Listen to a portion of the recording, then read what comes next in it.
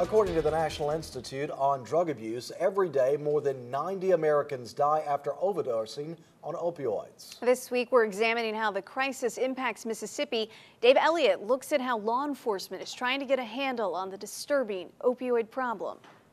President Trump has declared a national emergency, seeing opioid use and abuse as a crisis. Public health officials and those in law enforcement are calling it an epidemic. Prescription pills and heroin are causing thousands of overdose deaths every year. Mississippi, like all other states, is trying to stop the problem in its tracks and save lives. America has declared war on an epidemic that is destroying and taking lives.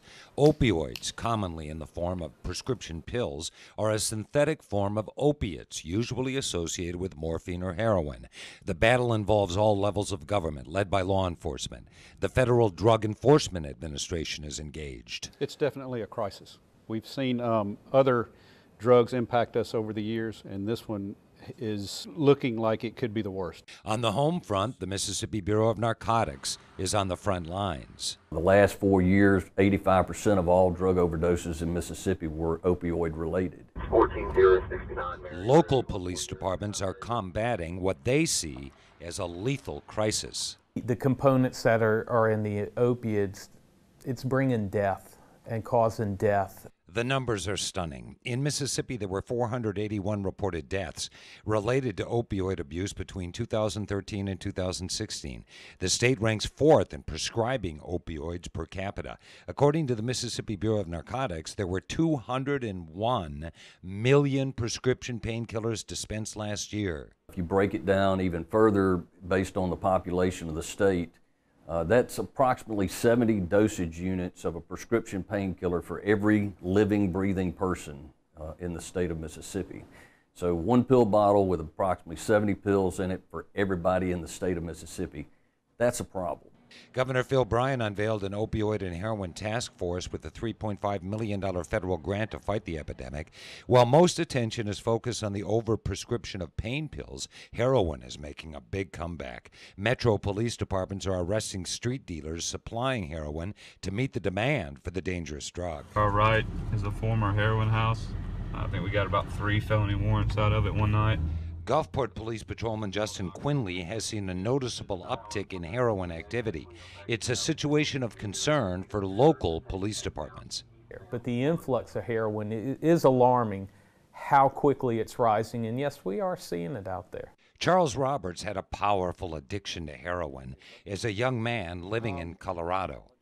Rock bottom for me was living under the bridge in Denver, Colorado on the 38th Street and I-25. I had become homeless. Eventually, Roberts beat his addiction. He currently serves as an intern at Harrison County Drug Court. He's wrapping up his master's degree at Southern Miss and will be a social worker helping addicts kick the habit. And I have pretty much dedicated my life in one form or another to helping the sick and suffering.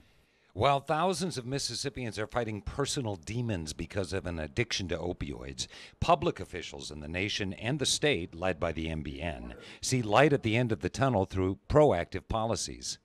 And I feel like that effort by MBN, coupled with the partnerships that we have with a lot of our sheriffs and police departments, as well as our partnership with DEA, we're being able to get a lot of those drugs off the street. One of the deadliest drugs getting attention right now is fentanyl. It's a synthetic form of heroin laced with chemicals. A federal indictment was handed down recently involving a fentanyl ring run out of China.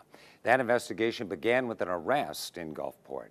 Tomorrow on the News at 5, I'll talk to a psychologist about treatment, and we'll hear from 2 addicts trying to put their lives back together. Thanks, Dave. And on WLOX News now at 6 tomorrow, Doug Walker will take us to one facility in South Mississippi that offers help to addicts. And if you or someone you know is facing an opioid addiction, open the WLOX News Now app right now. If you tap on the app extras in the menu bar, you'll find an entire section devoted to opioid abuse.